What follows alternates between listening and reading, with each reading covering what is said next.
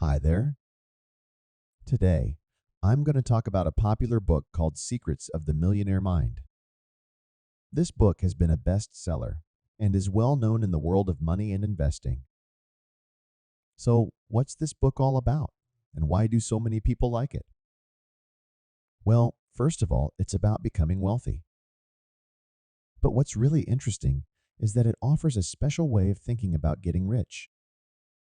It talks about things related to how much money you have and how that affects your financial situation. Have you ever noticed that some people are just really good at making money? Like certain business owners, no matter what happens, they always end up with a lot of money. On the other hand, some people never seem to catch a break financially. Even if they make some money, they might spend it all quickly and struggle to get by. So, what's the secret? Is it because of their education, how smart they are, the jobs they have, or their personality?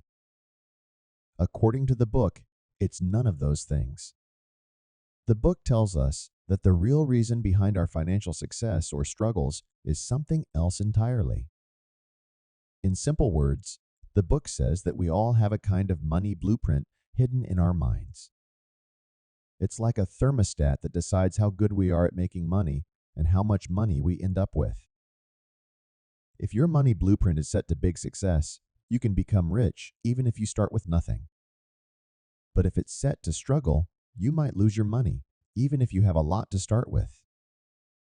To change your money blueprint, you need to let go of old ideas about money and change the way you think and act. This is where the author, Harvey Eker, comes in. He's the person who wrote the book. He's not famous, but he runs a company that teaches people about money. The reason this book is so popular is that it helps a lot of people who are struggling with money. It gives them new ideas and practical advice that they can actually use. Let me share a story from my own life. I lived a life where financial success felt just out of reach. Despite my hard work, my income remained stagnant. Then came the book Secrets of the Millionaire Mind, a game changer. As I devoured its pages, I understood that my beliefs about money shaped my reality. The book's wisdom urged me to commit fully to my goals and break free from excuses. I shifted from blaming external factors to focusing on opportunities. Embracing this new outlook, I sought knowledge and honed my skills. I embraced risks, transformed my mindset, and acted on my aspirations. Over time, my income surged, mirroring my changing mindset. The book had ignited a spark, propelling me towards true financial independence. Secrets of the Millionaire Mind rewrote my life's script. It taught me that success begins within. With dedication, I reshaped my financial blueprint, turning my dreams into a tangible reality. Now, let's break down the book into 3 parts. First, we'll talk about the money blueprint concept, what it means, and why it's so important for becoming wealthy. Then, we'll look at the right way of thinking to make this blueprint work. Finally, we'll explore the habits you should develop. Altogether, these parts cover what you believe, how you think, and what you do when it comes to money.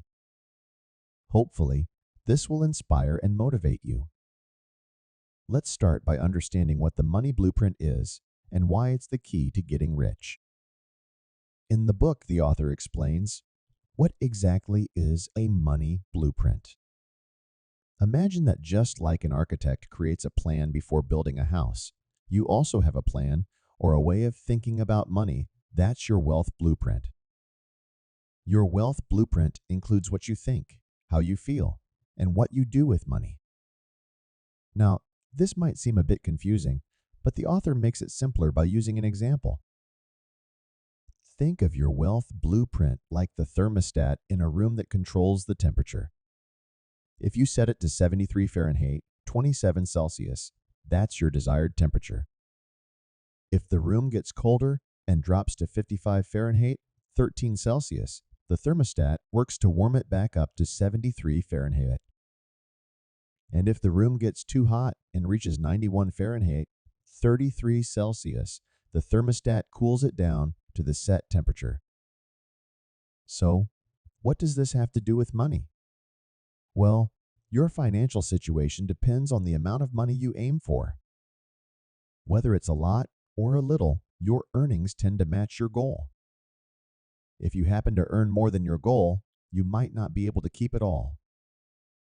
On the other hand, if you lose money, don't worry, you'll likely earn it back. In simple words, your income usually reaches the level you aim for. To explain further, the author talks about former U.S. President Donald Trump. He had times when he lost a lot of money, but because of his wealth thermostat, he managed to earn it back and even become richer. Why is this important? Successful people might lose money, but they keep the mindset that makes them successful. Now you might be wondering, does this wealth blueprint really control your wealth? What's the main reason behind it? According to the author, it's straightforward. He thinks that the world works like a cause and effect chain. Being wealthy or poor is a result, just like being healthy or sick. If you want to change the result in this case, your wealth, you need to change the cause, which is your way of thinking about money. To become rich, you need to think like rich people do. This way of thinking leads to certain feelings, which then drive your actions, resulting in your financial situation. The whole process is what the author calls the wealth thermostat or wealth blueprint. Your wealth blueprint decides how much money you have. The author believes that for most people, their financial thermostats are set to a few thousand or tens of thousands of dollars, not millions. Some people even set their money goals really low, like just a few $100s. And then there are those whose goals are even worse than that. They're in a bad financial situation, but they don't know why they're struggling. If you want to really change the room's temperature, you need to reset the thermostat.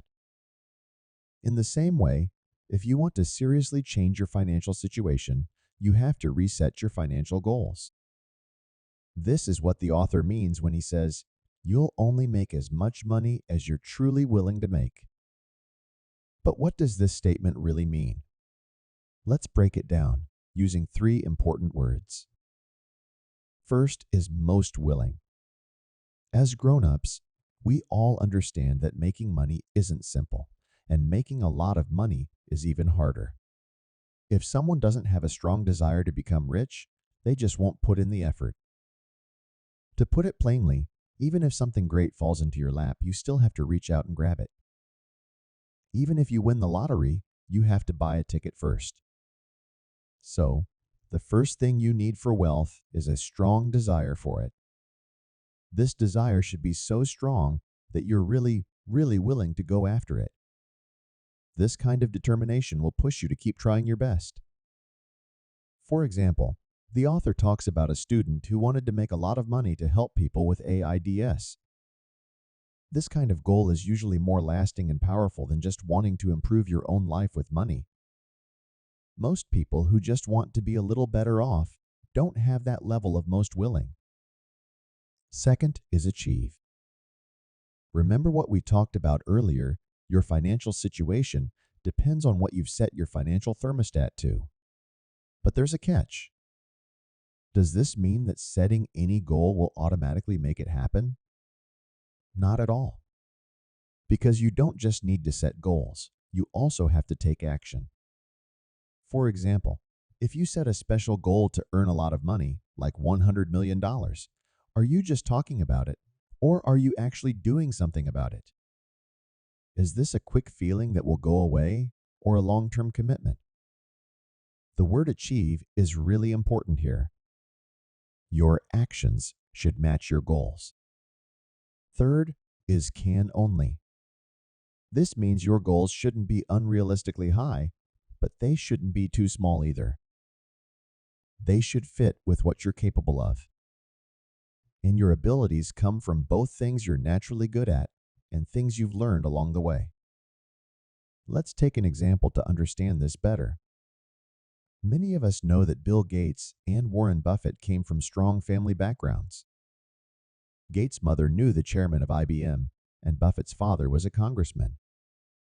Because of these family connections, their financial paths were different from regular people. These differences are a mix of what they were naturally inclined towards and what they learned and worked hard for. But even with their special circumstances, their abilities weren't drastically different from their backgrounds. To wrap up, remember this: you'll only make as much money as you're truly willing to make.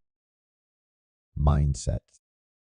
The financial blueprint isn't just a simple goal you set, it's a whole system that includes your beliefs, thoughts, and actions. The distinction between the rich and the average person lies in their systematic approach.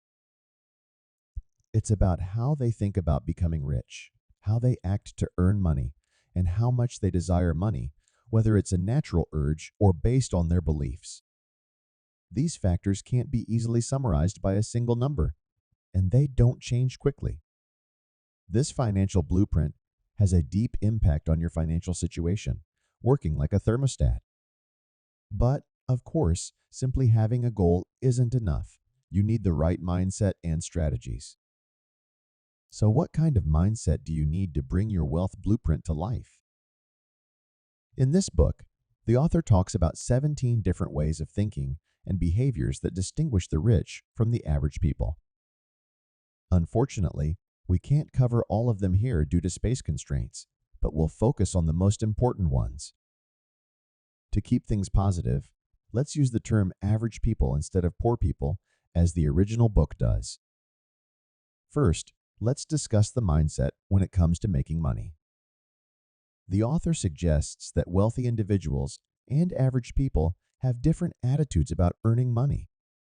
The wealthy are always thinking about winning in terms of financial opportunities, while average people tend to be concerned about losing what they have. This results in the wealthy focusing on possibilities, while the average person often gets stuck on challenges. Think about the classic question: is a glass half empty or half full?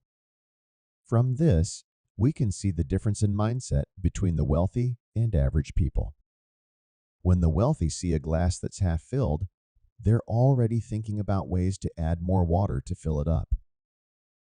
On the other hand, the average person might worry about the water they might spill and lose. The same situation is seen in two ways. The wealthy see potential for growth, while the average person sees the possibility of losing what they have.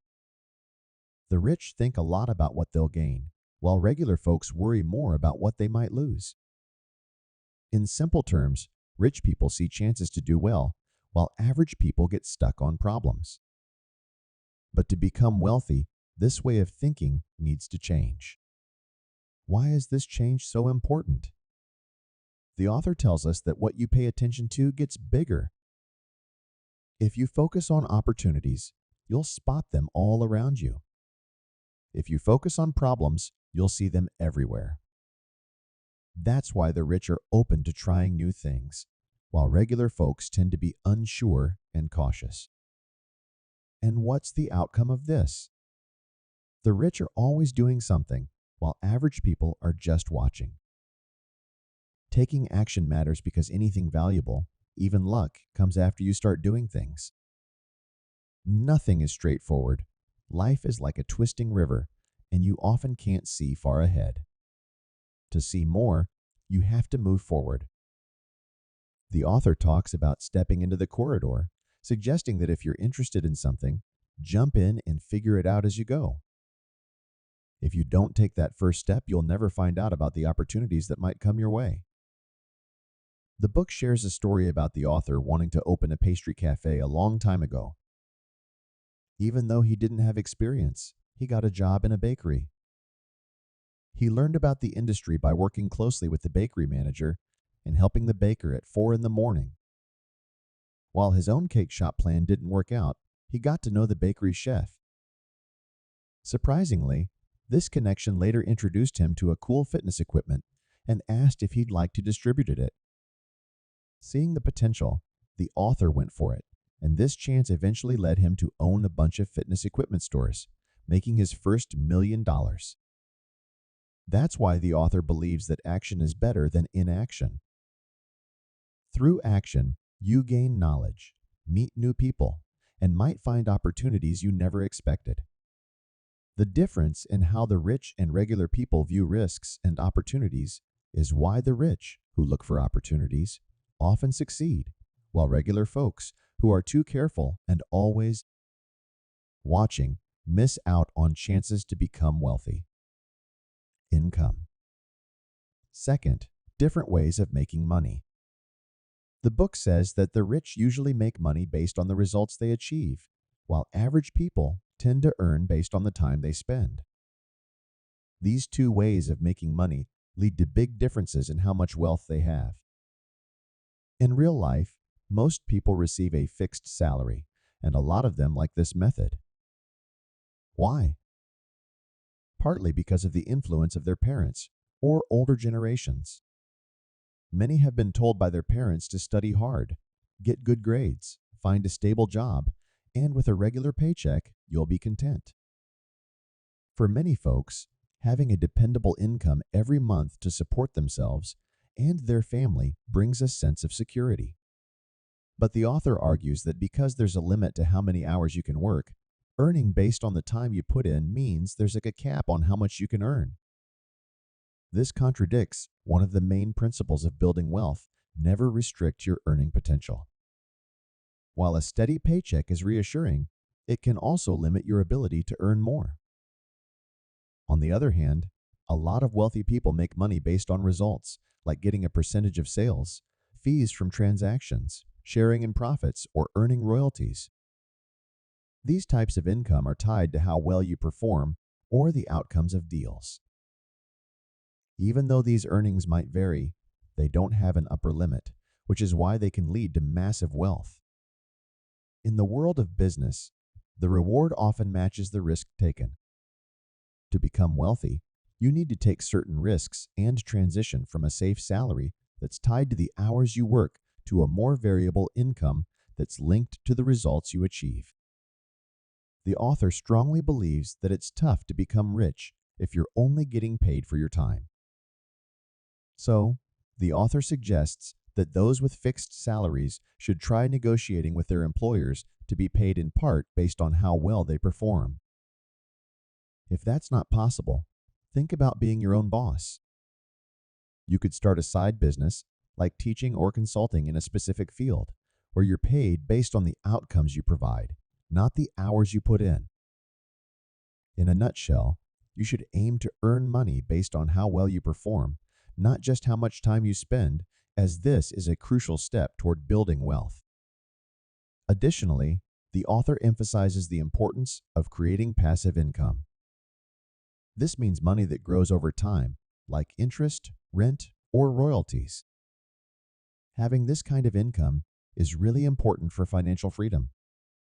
The process of saving and investing your money to create passive income is a big topic on its own. If you're interested, you can check out the original book or look for more discussions on this in the future. According to the book, achieving your wealth blueprint follows a series of steps. Ideas turn into feelings. Feelings lead to actions, and actions bring about results. We've talked about beliefs and mindset for building wealth before. Now, let's explore the actions and habits you need to adopt to make this wealth blueprint a reality. Speaking of this topic, there's another book called Rich Habits that offers insights into behaving and speaking smartly, the importance of being healthy, nurturing friendships, and more. It's really valuable for learning. However, the book we're discussing right now gives a broader perspective, which could be called action principles. I'll explain 3 crucial action principles, or main behaviors for building wealth. 1. Action principles. Fully commit to your goals. As we've talked about before, a person's financial situation is shaped by the goals they set for themselves, which is a big part of the wealth blueprint. But here's the important thing. These aren't just empty promises. You need to genuinely commit to them. The author emphasizes that by commit, They mean without holding back, putting all your heart into it and being ready to do whatever it takes. It's about dedicating all the necessary time and fully diving in. Building wealth isn't a simple task. It's not just about hoping and achieving. Many people around the world want to be rich, but only a handful actually achieve it. So why would you expect success if you're not giving it your all? Someone might argue, I work really hard every day. Isn't that enough effort? I'm definitely trying to become rich. But according to the author, what many people think is their best effort often falls short. For example, would you be willing to work for 16 hours each day? Can you imagine working 7 days a week without any breaks? Are you ready to sacrifice time with your loved ones and give up leisure activities? Would you invest all your time, energy, and money without knowing for sure you'll get something in return? For a lot of wealthy individuals, these kinds of sacrifices are normal. Because most people aren't ready to put in every bit of effort required. If you asked them, would you promise to do whatever it takes to become rich in the next 10 years? Many would say no. Deep down, they aren't prepared to work incredibly hard for wealth. According to the author, the only way to have a shot at success is by wholeheartedly and without reservation working toward a clear goal. 2. Avoid blaming, complaining, and making excuses. The author points out that compared to wealthy individuals, average people often act like the victim. Being a victim means tending to blame others, complain about things, and find excuses. Usually, people who show these behaviors end up failing in their endeavors. They point fingers at the economy, the government, their industry, their bosses, partners, family, friends, and even their parents. To them, it's always someone else's fault, never their own. And even when they admit they messed up, they have a bunch of reasons to explain it away. Blaming, complaining, and making excuses might make you feel better for a moment, especially when things don't go well. But in the long run, they make things worse. Why does that happen? Like I said earlier, what you focus on gets bigger. When you complain, you're paying more attention to the bad stuff instead of the good stuff in life. So, according to the law of attraction, you end up noticing even more mistakes. In simpler words, while you're busy complaining, you're actually attracting more problems into your life. So, every time you put the blame on someone else, make excuses, or complain, you're basically ruining your own chances of being financially successful. The author suggests that whenever you catch yourself doing these things, it's important to remind yourself somehow that you're putting yourself in a tough spot and you need to stop right away. This might sound strict, but it stops us from blaming others, making excuses, or feeling sorry about the world. By reducing these harmful habits, we get away from failure and get closer to success. 3. Staying humble. Stay humble and keep learning. The author thinks the most dangerous 3 words when you're trying to become wealthy are "I know that." From what the author has seen, rich people tend to stay curious about the world and they always keep learning. But average folks often act like they've already seen it all and they know everything. But here's the thing, if you're still struggling with money, there's still a lot you don't know about wealth and life. When the author was younger, he went through a time when he had a tough time financially. Luckily, he met a rich friend of his dad's once, and during their talk, the friend told him, if you haven't achieved the success you want, it's because there's something you haven't learned yet. That advice opened his eyes. It changed his way of thinking from someone who thought they had all the answers to someone who was eager to learn. This shift played a big part in his later success in his career. Why is it so important to keep learning and growing? Practically speaking, experts in a particular field usually make more money, while regular folks tend to stay average in their work. Whether you're a business owner or a skilled worker, Whether you earn money through commissions or a fixed salary, whether you invest in stocks or real estate, it's almost guaranteed that the better you are at what you do, the more you'll get paid. So, learning new things and getting better at your job are key ways to earn more and build up your wealth. From a bigger picture perspective, nothing in the world stays the same. Everything keeps changing. Especially in society, with all the new technology changes happening, knowledge is always growing and industries are going through big changes. If we don't keep learning throughout our lives, we might get left behind by all these changes in progress. The author believes that the main way to not only make money, but also keep it is by staying humble, always learning, and always growing. Conclusion. As we wrap up this review, let's go over what we've talked about. The main idea of this book is that everyone has an inner plan for wealth. Think of it like a thermostat that decides how good you are at making money and what your financial situation is like. It's not just about setting goals. It's like a complex system that includes what you believe, how you think, and what you do. In other words, to make this thermostat work well, you need to let go of old ideas about money, start thinking in new ways, and build new habits. This includes taking risks, changing your focus from problems to chances, and making a lifelong commitment to learning. The author talks about 17 different ways of thinking and strategies for making money in the book.